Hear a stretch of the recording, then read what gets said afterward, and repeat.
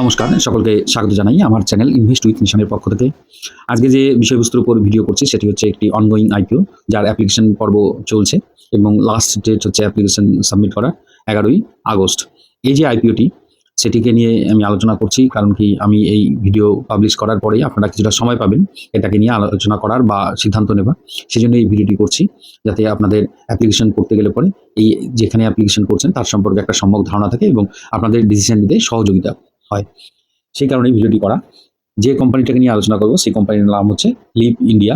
এই কোম্পানিটি ভারতবর্ষের অ্যাসেট পুলিং যে কোম্পানিগুলো আছে তার মধ্যে অন্যতম এবং লার্জেস্ট প্লেয়ার বলা চলে, কারণ কি এ 90% মার্কেট শেয়ার কিন্তু হোল্ড করে আছে। মেনলি এরা যে কাজটা করে, প্যালেট মেকিংয়ের কাজ বা প্যালেট যেগুলো হয়, যেগুলো পুলিংয়ের কাজে ব্যবহার হয়, তারা এগুলোতে কিন্তু রেন্টে বিভিন্ন কোম্পানিকে দিয়ে থাকে। কী ধরনের কোম্পানিকে রেন্টে দিয়ে থাকে, যেরকম বিভিন্ন যে ই কমার্স কোম্পানিগুলো আছে, কুইক কমার্স কোম্পানি এবং এফএমসিজি কোম্পানি, যেমন অটোমোটিভ যে কোম্পানিগুলো আছে, তাদেরকে কিন্তু এই পেলেটগুলো তারা প্রোভাইড করে। এরা রেন্টে দেয়, যেগুলো রিউজেবল। এই ধরনের প্রোডাক্টগুলো এরা সাপ্লাই করে থাকে। বিভিন্ন রকমের কন্টেনার, র্যাক, এই ধরনের যে এক জায়গা থেকে আরেক জায়গায় মুভ করতে গেলে পরে যে জিনিসগুলো দরকার সেইগুলো এরা প্রোভাইড করে এবং মুভিংয়েরও কাজটা কিন্তু এরা করে, এক জায়গা থেকে আরেক জায়গায় নিয়ে চলে যায়। এদের বিজনেসটা কিন্তু ইউনিক বিজনেস, কারণ কি এই কোম্পানিটাই যেরকম কাজ করে এরকম ভারতবর্ষের বুকে কোম্পানি নেই বললেই চলে। এরা গ্লোবালি যে 5টি কোম্পানির মধ্যে আছে এরকম, তার মধ্যে কিন্তু এটি একটি কোম্পানি যেটা ভারতবর্ষের বুকে কাজ করে থাকে। এটি একটি 12 বছরের পুরনো কোম্পানি। এরা যে কন্ট্রাক্টগুলো পায়, যে কোম্পানির সাথে টাই আপ হয়, মোটামুটি একটা কোম্পানি এদের সাথে টাই আপ হলে 5 বছর ধরে তো থাকেই, একটা রেভিনিউ ভিজিবিলিটি কিন্তু দেখাই যায় আগামী 5 বছরে। এবং এদের কোম্পানির উষালগ্ন থেকে যে কোম্পানিগুলো এদের সাথে টাই আপ হয়েছিল সেই কোম্পানিগুলো কিন্তু এদের হাত ছেড়ে যায়নি, একদম বলা চলে জিরো। এরকম কোনো কোম্পানি এদেরকে ছেড়ে চলে যায়নি।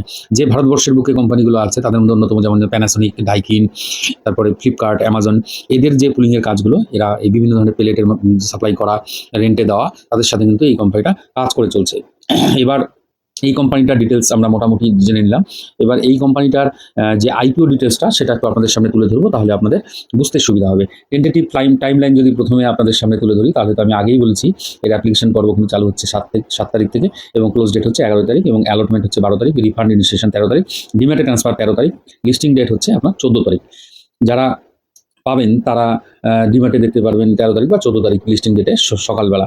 আর যারা পাবেন না তাদের রিফান্ড হয়ে যাবে 13 তারিখ মধ্যে। এই কোম্পানিটির যে আইপিও ডিটেলসের মধ্যে যদি ফেস ভ্যালু দেখি, 1 টাকা, ইস্যু প্রাইস রয়েছে 151 থেকে 159 টাকা, অর্থাৎ আমরা যে অ্যাপ্লিকেশন যদি করি তাহলে 159 টাকা কাট অফ প্রাইস, সেটাতেই করবো। 1 লটে 94টি শেয়ার আছে, ইস্যু সাইজ হচ্ছে 2480 কোটি টাকা, তার মধ্যে 480 কোটি টাকা ফ্রেশ ইস্যু এবং অফার ফর সেল হচ্ছে 2000 কোটি টাকা। এখান থেকে একটা জিনিস বুঝতে পারলাম যে 480 কোটি টাকা কোম্পানি নিজেদের কাজে লাগাবে, আর বাকি 2000 কোটি টাকায় কিন্তু প্রোমোটার বা যারা এক্সিস্টিং শেয়ার হোল্ডার আছে তাদের পকেটে কিন্তু নেবে। এটা একটা নেগেটিভ পয়েন্ট, মাথায় রাখবেন। এরপর লিস্টিং কিন্তু এনএসই বিএসসিতে হচ্ছে, রেজিস্টার হচ্ছে লিঙ্কড ইন টাইম। এরপর আমরা যে বিষয়গুলো দেখব সেগুলো হচ্ছে এর যে ফিনান্সিয়াল রয়েছে, ফিনান্সিয়ালের দিক থেকে যদি আমরা দেখি, ফিনান্সিয়াল বিভিন্ন ইনফরমেশনগুলো এখানে কোটিতে দেওয়া আছে। লাস্ট 4 বছরের 4টে ফিনান্সিয়াল দেওয়া রয়েছে। এখানে আপনারা দেখবেন অ্যাসেট কোয়ালিটি ইমপ্রুভ করেছে বা অ্যাসেটের পরিমাণ বেড়েছে এবং টোটাল ইনকামও কিন্তু প্রত্যেকটা বছর এরপর বছর বাড়িয়ে গেছে কোম্পানিটা। প্রফিট আফটার ট্যাক্সও বাড়িয়েছে। এরপরে নেট ওর্থ যদি আপনি দেখেন, সেখানেও কিন্তু আমরা একটা কনসিস্টেন্ট বৃদ্ধি কিন্তু দেখতে পাচ্ছি। রিজার্ভ সারপ্লাসের ক্ষেত্রেও আমরা একটা বৃদ্ধি কিন্তু নিয়মিত আমরা প্রত্যেকটা বছরের পর বছর দেখে যাচ্ছি। তার সাথে সাথে বোরোইং কিন্তু পাল্লা দিয়ে বাড়িয়েছে। এই বোরোইংয়ের পরিমাণ কিন্তু প্রায় 1017.72 কোটি টাকা, অর্থাৎ 1018 কোটি টাকার মতো কিন্তু বোরোইং রয়েছে, ডেপ্ট রয়েছে। সেই জায়গায় দাঁড়িয়ে কোম্পানির এখানেও একটা আমরা নেগেটিভ পয়েন্ট কিন্তু দেখতে পেলাম। এই যে ফিনান্সিয়ালের উপর যদি আমরা কি পারফরমেন্স ইন্ডিকেটরগুলো দেখি, রিটার্ন অন ইকুইটি রয়েছে 6.48%, যেটা খুবই কম, এবং ডেট টু ইকুইটি দেখবেন 1.01, এগুলো কিন্তু একটু নেগেটিভ পয়েন্ট আমি দেখতে পাচ্ছি। এবার কোম্পানিটির পি যদি দেখেন, পোস্ট আইপিও পি হয়ে দাঁড়াবে কিন্তু 111.97, যেটা কিন্তু প্রায় 112-র মতো। এটা কিন্তু অনেকটাই পি এর দিক থেকে কিন্তু বেশি দেখাচ্ছে। এবার কোম্পানিটি যে প্রাইসে বা যে ভ্যালুয়েশনে আইপিও আনতে যাচ্ছে, এর থেকে যদি কমই হতো তাহলে আইপিওটা ভ্যালুয়েশন ঠিকঠাক থাকতো এবং ঠিক ভ্যালুয়েশনে আসলে পরে সাবস্ক্রিপশনও বেশি হতো এবং জিএমপিও আমরা হয়তো বেশি দেখতে পারতাম। কিন্তু এখানে আমরা অ্যাপ্লিকেশন পর্ব শুরু হয়েছে, প্রথম দিনের যে সাবস্ক্রিপশন সেটা কিন্তু আমরা অনেক কম দেখতে পাচ্ছি। এখনও 100% সাবস্ক্রিপশন হয় না। অনেক আইপিও যদি ভ্যালুয়েশন ঠিকঠাক থাকে আপনারা দেখতে পারেন প্রথম দিনে 100% সাবস্ক্রিপশন হয়ে যায়। সেই জায়গায় দাঁড়িয়ে কিন্তু একটা নেগেটিভিটি এর মধ্যে প্রথম থেকেই আমরা দেখতে পাচ্ছি। তবে একটা জিনিস যেটা বিষয় সেটা হচ্ছে এই কোম্পানিটা যে ধরনের কাজ করে এটা কিন্তু মনোপলি বিজনেস বলা চলে এবং ইউনিক বিজনেস, যেটাকে আমি বলেছি এরকম। সেই জায়গায় দাঁড়িয়ে কোম্পানিটার কিন্তু একটা স্ট্রং গ্রোথ প্রসপেক্ট কিন্তু ভবিষ্যতে রয়েছে। এবার বর্তমানে যে ভ্যালুয়েশনে আইপিওটা আনছে সেখানে কিছুটা হয়তো আমরা লিস্টিং গেইন কিছুটা হলেও পেতে পারি অ্যাপ্লিকেশন করলে পরে, কিন্তু এর যদি লং টার্ম ইনভেস্টমেন্টের কথা ভাবেন, স্ট্রং গ্রোথের কথা যদি মাথায় রাখেন, তাহলে কোম্পানিটার মধ্যে কিন্তু রয়েছে। প্রাথমিকভাবে হয়তো লিস্টিং হওয়ার পরে কিছুটা নিচে নামলে পরে ভ্যালুয়েশন কারেকশন হলে পরে সেখানে আবার একটা দ্বিতীয়বার সুযোগ তৈরি হতে পারে। এবার আপনারা লিস্টিং গেইনের জন্য অ্যাপ্লিকেশন করাই যেতে পারে। এবার এটা আপনাদের রিস্ক আপনারা অ্যানালাইসিস করে একটু দেখবেন এবং কোম্পানি যেহেতু আইপিও আনছে সেখান থেকে 480 কোটি টাকা যেটা ফ্রেশ ইস্যু, সেখান থেকে 300 কোটি টাকার মতো কিন্তু এরা হয়তো ডেপ্ট কিছুটা শোধ করে দেবে। সেই জায়গায় দাঁড়িয়ে হয়তো মার্জিন ভবিষ্যতে বাড়বে, কারণ কি ডেপ্ট শোধ হলে পরে সেখানে ইন্টারেস্ট পে কম হবে, তখন হয়তো তাদের প্রফিট গ্রোথও আমরা দেখতে পারবো। এর সাথে সাথে যদি লিস্টিং হওয়ার পরে প্রাইস কারেকশন হয়, সেখানে একটা অপরচুনিটি আপনারা দেখতে পাবেন, কারণ কি একটি ইউনিক বিজনেস মনোপলি কোম্পানি সেই হিসাবে দেখতে পারেন এবং ফিউচারে গ্রোথ রয়েছে। কারণ কি মানুষ বর্তমানে যেসব কোম্পানিগুলোর উপর খুব ডিপেন্ডেন্ট হয়েছে, যেমন কমার্স বা কুইক কমার্স যে কোম্পানিগুলো রয়েছে, তার যেহেতু এরা একটা প্রোডাক্ট সাপ্লাই করে, প্রোডাক্ট বলতে এই এক জায়গা থেকে এক জায়গায় নিয়ে যাওয়ার জন্য যে কন্টেনারগুলো প্যালেটগুলো এরা প্রোভাইড করে, সেখান থেকে কিন্তু আগামীতে রেভিনিউ আরও বাড়বে বলে আশা করা যায়।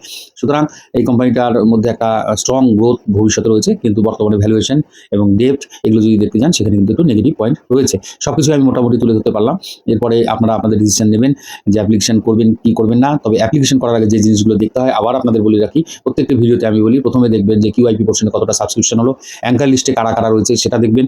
তারপরে আপনারা দেখবেন যে গ্রে মার্কেট প্রিমিয়াম কি চলছে বর্তমানে। আমি যখন ভিডিও করছি এই 10% মতো গ্রে মার্কেট প্রিমিয়াম দেখাচ্ছে, এটা ওঠানামা করবে, এটা কোনো অফিসিয়াল ডাটা নয়, অথেন্টিকও নয়, জাস্ট এখান থেকে কিছুটা একটা ধারণা আপনারা করতে পারেন যে কতটা লিস্টিং গেইন এই কোম্পানিটা দিতে পারে এবং এই কোম্পানির যে গ্রোথ প্রসপেক্ট রয়েছে কিনা সেটা কিন্তু এখান থেকেই বুঝতে পারছেন। কারণ কি এটা একটা নিউএজ কোম্পানির মতনই কোম্পানি, লজিস্টিক্স সেক্টরের কোম্পানি, কিন্তু এই লজিস্টিক্স সেক্টরে অন্যান্য কোম্পানিগুলোতে এই যে বিজনেসটা করে এটা কিন্তু একদমই ইউনিক, এরা রেন্টে জিনিসপত্র দিয়ে থাকে। সুতরাং এইগুলো বিষয়ে মাথায় রেখেই তবেই কিন্তু আপনারা অ্যাপ্লিকেশন করবেন। তো ভিডিওটি যদি ভালো লাগে লাইক করবেন, কমেন্ট করবেন, শেয়ার করবেন এবং যারা আমার চ্যানেলে নতুন আছেন তাদেরকে বলবো চ্যানেলটিকে সাবস্ক্রাইব করবেন। ধন্যবাদ, ভালো থাকবেন।